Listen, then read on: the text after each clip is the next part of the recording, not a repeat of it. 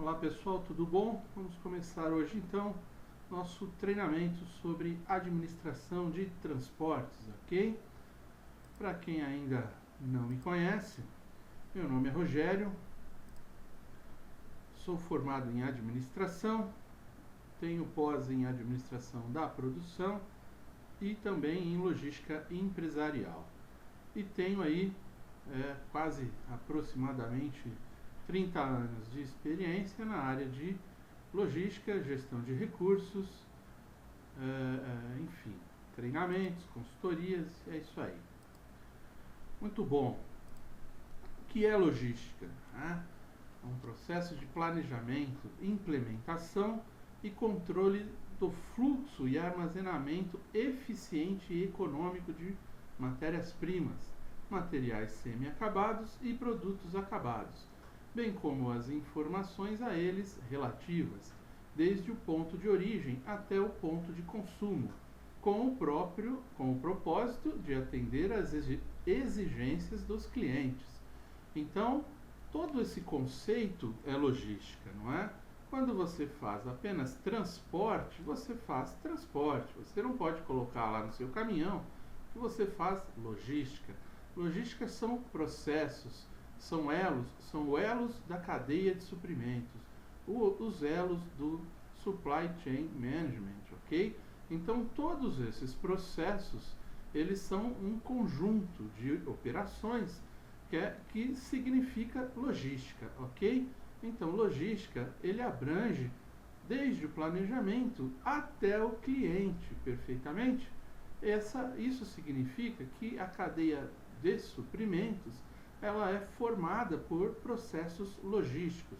E quem faz logística tem que fazer 2, 3 processos desse, ao menos, não é? Como vimos aí, os grandes operadores logísticos, como vimos em aulas anteriores, eles são aí, praticamente oferecem no mínimo 3 tipos de serviços, não é?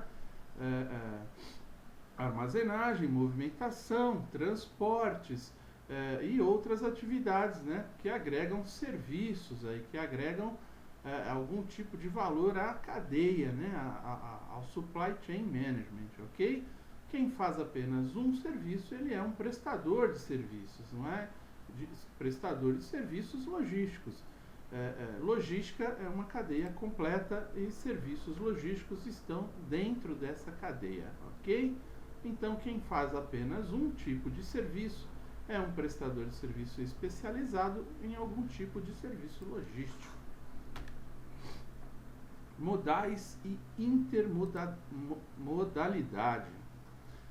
65% dos custos são transportes e 35% as outras atividades. Ou seja, quem faz um conjunto de processos logísticos vai perceber que o maior custo sempre será o transporte. Por quê? O transporte ele tem custos variáveis muito altos. Nós veremos isso um pouco mais para frente. E os outros 35%, né, mesmo que o aluguel seja uma despesa alta, uma despesa fixa, não é? Ela ainda será inferior aos custos que teremos com transportes, ok? O transporte simplesmente desloca as pessoas ou mercadorias de um ponto ao outro, ok? Esse é o serviço básico do transporte, fazer essa locomoção, não é? Fazer a disposição do material no local desejado, ok? Sobre qualquer ponto de vista econômico, político e militar, o transporte é inquestionavelmente a indústria mais importante do mundo. Então, o que nós queremos dizer com isso? Nós queremos dizer o seguinte, sem transporte, toda a economia, não é? Toda a política econômica, todos os aparatos militares, não é? Tudo isso necessariamente precisa que a área de transportes, que os serviços de transportes, que os processos de transporte funcionem adequadamente, eficientemente, ok? Então isso torna a indústria do transporte, né, o serviço, né, a indústria de serviços, aí nesse caso, o serviço mais importante do mundo, de um ponto de vista de logística, ok? De um ponto de vista de especialistas na área de transporte. Onde reduzir o tempo? Essa é a grande questão. Como que eu posso fazer, qual tipo de transporte eu vou utilizar para eu reduzir o tempo, não é? O tempo de chegada do material ao cliente no momento que ele gostaria de consumir aquele material, ok? No deslocamento, otimizar o tempo. Então, durante o deslocamento do material, qual é o tempo ótimo? Não é o tempo exato, aquele tempo que temos que calcular como sendo o melhor possível para o atendimento ao cliente. Isso leva em conta, né? Vai levar em conta muitos fatores, não só o tipo de transporte, como a rota, como a dedicação, não é? Se eu vou fazer veículos dedicados para aquele tipo de transporte, ou para aquele cliente, para aquele transporte, ou eu vou utilizar veículos com cargas fracionadas para atender diversos clientes, enfim. Então, qual o deslocamento, não é? Qual o melhor modal para fazer esse deslocamento no tempo ideal, no tempo que o cliente precisa ser atendido, ok? Reduzir tempo nos nós, né? Carga e descarga. Carga e descarga perde muito tempo na área de transportes, né? Talvez seja onde, né? Talvez seja os pontos de maior perda de produtividade, de efetividade. Então, nesses dois pontos, tanto na carga e na descarga, também precisa ser avaliado todos os processos. Precisamos estudar, não é? Utilizar aí toda a engenharia logística, todas as estatísticas, todos os treinamentos para buscar o melhor aproveitamento desses serviços, né? Buscar efetividade, buscar produtividade, fazer com que o veículo fique o menor tempo possível parado, ou seja, veículo de transporte, todos os modais, aí seja caminhão, trem, avião, o lugar deles é circulando, é se movendo, não é? Enquanto eles estão parados, eles estarão sendo improdutivos, não é? E temos que melhorar todos esses processos de carga e descarga. Quais são os modais aí que nós podemos trabalhar, não é? Os mais comuns, não é? Além desses podem existir outros, né? O mundo vive constantemente se adequando, né, a novas situações e surgem novas opções. Mas os modais aí, nós temos então o aéreo, o aquaviário, o rodoviário, o dutoviário e o ferroviário, ok? Então nós vamos basicamente trabalhar em cima desses modais daqui por diante para identificar as melhores opções dentro destas para os nossos trabalhos, para os nossos processos, ok? Então isso precisa ser muito bem estudado. Pode haver casos que eu vou utilizar mais de um modal, não é? Então eu terei que usar a intermodalidade, ou seja, o relacionamento entre vários modais, ok? E um operador de transporte multimodal. É um operador de transporte que, por exemplo, no caso de frete internacional, não é? Vamos dizer que você contrate uma empresa de frete, né? Você usa um Incoterms lá, Xworks, você vai contratar uma empresa para fazer o transporte da carga do meu fornecedor até o porto. Depois você contratará uma outra empresa para fazer o transporte internacional, seja de navio, seja de avião, não é? Ou ferrovia, e depois você vai contratar outro transporte para trazer o material da onde eu fiz o desembaraço até o meu ponto, não é? Até o meu armazém, até o meu CD. Ou seja, eu contratarei aí 3 tipos de transportes. Eu estarei fazendo intermodalidade, ok? Porém, existem operadores de transporte multimodal, ou seja, eu vou contratar apenas um operador que vai fazer todo o frete para mim, todo esse frete. Eu não vou me preocupar em negociar, em contratar 3 empresas diferentes. Eu vou negociar um frete único com uma única empresa, né? E na medida do possível, na medida que a legislação vai avançando, possivelmente você possa até pagar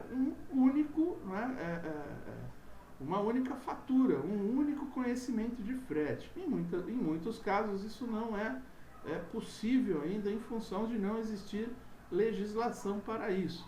Mas podemos chegar a esse ponto, ok? Podemos chegar nesse nível mais para frente. Como que é mais ou menos aí? Tá aqui apenas ilustrativo para dar uma ideia até o ano 2000 apenas, daí para frente as pesquisas vão se alterando constantemente, ok? Mas somente para dar uma ideia dentro de um tempo específico aí, não é? Da alteração do transporte. E até hoje isso não mudou muito, tá? Você vê, qual que é a participação do mercado de transportes no modal aéreo, né? Ele está abaixo de 1%. No modal aquaviário, ele também aí circula entre 12%, um pouco mais, um pouco menos. Os dutos, né, os óleos aí, gás, basicamente a Petrobras, né, utiliza esses serviços, mas também as empresas de gás aí, com fornecimento para as residências, ok? Então, o duto viário também, aí, menos de 5%. O ferroviário em torno de 20% e o rodoviário de 60%. Essa realidade vale até hoje, não é? Não foi muito alterada, não. Ora pode crescer um pouco o ferroviário aqui, hoje estima-se que possa chegar aí a uns 30%, mas ainda é muito pouco, né? O rodoviário ainda fica ainda muito grande, né? Coisa de 50% a 60% de todo o transporte que realizamos no Brasil. E por que isso não é bom, né? Nós vamos explicar um pouco mais sobre esses custos de transportes mais adiante para entendermos por que precisamos usar outros tipos de modais para distâncias maiores, não é? O transporte rodoviário, ele é ideal até uns 400, 500 quilômetros no máximo. Após isso, o ideal é que se use o ferroviário, o aquaviário, não é? Mesmo fazendo transporte de navio dentro da costa brasileira, né? Mesmo sendo em alto mar, não sendo nos rios, né? Você vai utilizar a cabotagem, que é um transporte de navio dentro do próprio país, ok? Utilizando os portos nacionais para fazer o transporte. Muito bom. Quais são as fases aí, né? O que é intermodalidade e o que é multimodalidade? A intermodalidade, como vimos, então, será quando eu estarei utilizando, né, contratando vários transportes, ou para comprar uma mercadoria ou para vender, para ela chegar também num ponto de venda. Eu, em determinados momentos, terei que usar mais de um tipo de transporte, não é? Por exemplo, se eu opto por levar até um porto, não é, com um caminhão, e depois eu faço uma cabotagem até um outro porto e depois eu volto a fazer distribuição capilar com caminhões, com veículos menores, ok?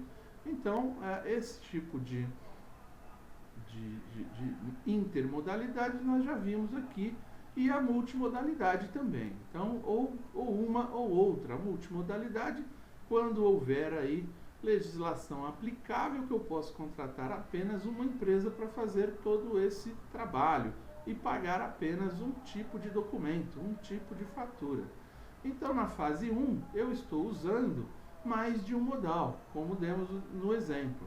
Na fase 2, já é a multimodalidade, a melhoria na eficiência, na integração, não é? Quando você tem uma mesma empresa operando todos os transportes, ela própria fará a integração desses processos de carga e descarga, de integração de tempo, de horários, de controle de pátio, controle de frota, ou seja, ela será muito mais eficiente do que a intermodalidade, ok?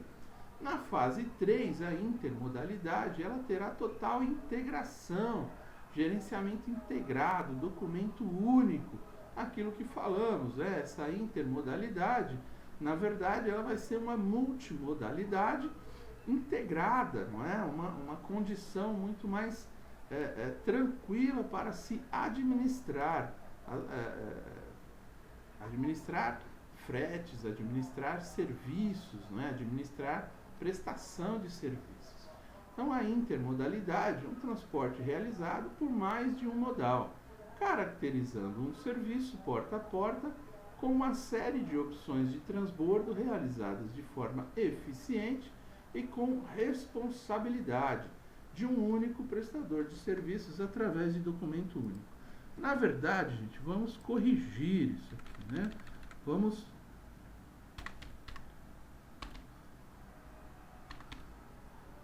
É a multimodalidade e não a intermodalidade. Como vimos a intermodalidade, nós estamos contratando várias empresas.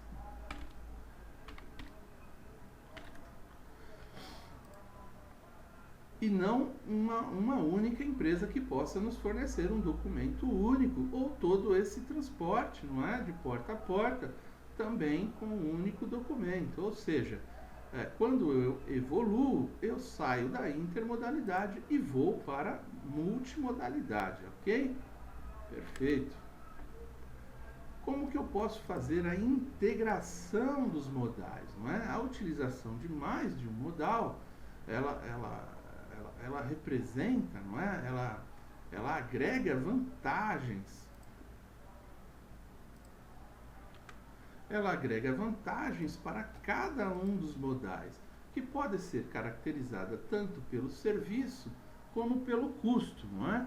Então, se fizéssemos uma linha reta aqui entre o que é menos vantajoso e o que é mais vantajoso, ou o que é menos caro ou mais caro, enfim. Por exemplo, quando falamos de velocidade, no duto viário, a velocidade é menor, vai aumentando no aquaviário, no ferroviário, no rodoviário e no aéreo, ok? Quando falamos de consistência, no aéreo ela é menor. Por quê? Porque os tempos, né, os portos, a quantidade de veículos é menor.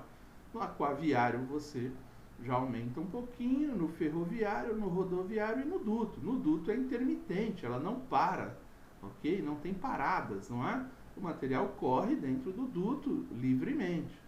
Capacidade de movimentação. O duto viário ele é menor. Mesmo sendo intermitente, ele transporta pequenas quantidades, não é? No aéreo também, no rodoviário também. No ferroviário ela já aumenta consideravelmente. E no aquaviário também, ok?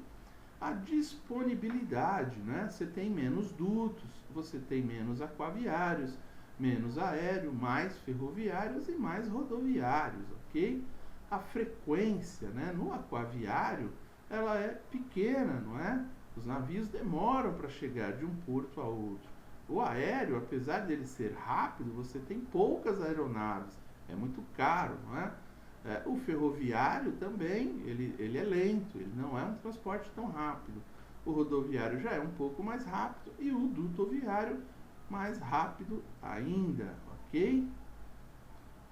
Apesar de ele levar poucas quantidades, essa pequena quantidade chegará com uma velocidade maior ao ponto de uso, não é, de material, até porque ele não tem as paradas, não é? Ele é intermitente, ok? Isso somente como exemplo, para dar algumas características aqui a cada tipo de modal, ok? Na estrutura de custos, então, para cada modal, ela fica dessa forma. No modal ferroviário, o custo fixo é muito alto, né? O custo dos trens, dos trilhos, ele é muito alto, é um custo alto. O custo variável é baixo, né? Custo com combustível, né? E outros custos variáveis que são baixos. No rodoviário, você tem um custo fixo baixo e um custo variável médio, né? Vamos dizer assim, de médio para alto. Mas vamos colocar como médio aqui para comparação. No aquaviário, você terá um custo fixo médio e um custo variável baixo, não é? Também tem custos variáveis bastante baixos aí. O duto, aqui não estamos levando em consideração o custo do próprio navio, do próprio avião, né? do próprio transporte. Tá? Estamos falando apenas de custos fixos e variáveis. É óbvio que dentro do custo variável e fixo nós vamos encontrar aí depreciação, nós vamos encontrar todos aqueles custos de aquisição, de capital, não é? E comporão, sim, de alguma forma, esses custos, custo fixo e variável, ok? No caso do duto, né, do duto viário, o custo fixo é o mais elevado de todos, ok? O custo variável é bastante baixo, por incrível que pareça, para fazer a instalação desses dutos, né? O custo é muito alto, a manutenção também. O aéreo, o custo fixo também é alto, não é? E o custo variável também é alto, por isso que o frete é muito caro fazer aéreo, ok? Modais. Então aqui, somente para exemplificar, assim, se fôssemos comparar um com o outro, né? Por exemplo, o ferroviário, o custo seria aí em torno de um custo 3 estrelas, né? O tempo também, e avarias ou perdas, ela é mais alta, ou seja, quanto mais estrelas aqui, pior a avaliação, não é? Então nós estamos falando de um custo médio, um tempo também médio e muita perda, muita avaria ainda no transbordo das cargas, né? Mesmo porque quando ele está em movimento, não tem tanto problema, a menos que seja mercadorias aí de grãos, né? Mercadorias que podem, com o movimento, elas vão se perdendo, não é? Elas vão caindo pelo caminho, não é? E hoje os trens, eles são muito utilizados para esse tipo de mercadoria, né? Eles têm foco nesse tipo de mercadoria porque o volume é muito grande, não valeria a pena levar de caminhão, não é? Com rodoviário. Mas as avarias e as perdas ainda é muito grande, né? Assim, comparado ao volume transportado, não. Mas do ponto de vista de volume de desperdício, ainda é muito grande. Precisamos trabalhar, melhorar isso, não é? O rodoviário, ele já tem um custo aí alto, não é? Vamos dizer assim, um custo entre custo fixo, né, e variável, ele tem um custo total aí alto. O tempo já é um pouco menor, não é? Você gasta menos tempo, ele é um transporte mais rápido, mas ainda também tem muita avaria, muita perda, muita devolução, não é? Muita reentrega porque não conseguiu chegar no horário em função de trânsito, condições de estrada, enfim, uma série de coisas, não é? O aquaviário é aquele que nós temos um custo entre fixo e variável o mais baixo possível. Seria o melhor transporte quando falamos em custo. Porém, o tempo, ele é um tempo longo, não é? É um tempo demorado. Não só o transporte, né, no alto mar, né, em alto mar, ele é lento, ele é demorado, como também o embarque, o desembarque, né? São equipamentos muito grandes, são operações complexas, enfim. E no Brasil ainda tem aí todo aquele custo Brasil, né? A burocracia, a lentidão, enfim, a falta de produtividade que nós temos nos nossos portos, que está melhorando, mas precisamos trabalhar ainda muito mais para chegarmos a padrões internacionais, ok? Tem portos aí pelo mundo que tem uma capacidade muito superior à nossa, com a mesma área de extensão, tá? E em caso de perdas e avarias é muito pequeno, tá? Porque normalmente você unitiza as cargas, né, em containers. Isso faz com que as perdas, né, a movimentação seja mais bem feita, né? O tipo de veículo utilizado é mais adequado, enfim, isso facilita, faz com que tenha menos perda, né? O dutoviário, né, o transporte por dutos, ele tem um custo entre fixo e variável aí um pouquinho mais elevado, né? Apesar dele ter um custo fixo alto, na hora que você soma as duas coisas, você tem um custo baixo, né? Um custo total, vamos dizer assim. E o tempo dele é razoável, é como falamos, ele é intermitente, leva pequenas quantidades, por isso o tempo total acaba sendo muito alto. E você dificilmente terá avarias e perdas, não é? Porque o material, né, o produto, ele está protegido ali dentro do duto, de um ponto a outro. Né? O transporte aéreo será o pior custo, né, o custo mais elevado, aquele que é muito mais caro. Porém, o tempo é o melhor, não é? O tempo é o melhor quando você tem algo muito urgente, quando você tem algo que tem uma perecibilidade muito grande, você vai usar o transporte aéreo, mesmo sendo um frete caro, pelo tempo de vida, pelo ciclo de vida daquele produto, não é? Você consegue ter um valor agregado nele bastante alto e que pague esse custo de transporte. E também temos aí uma avaria e perdas razoável, né? Também precisamos trabalhar mais essa questão de avarias e perdas, ok? Um comparativo ilustrativo para dar uma visão geral, né, sobre todas essas estruturas de custo, né, para aquela tomada de decisão, qual o melhor modal a utilizarmos, enfim, praticarmos aí intermodalidade, não é? Contratarmos operadores multimodais, são todas decisões dentro da área de transportes que temos que pensar, temos que levar em conta se é adaptável ao nosso produto principalmente ao nosso mercado, né, aos nossos clientes, ok? Muito bom, então até aqui, paramos aqui e continuaremos na próxima aula, ok? Muito obrigado e até mais.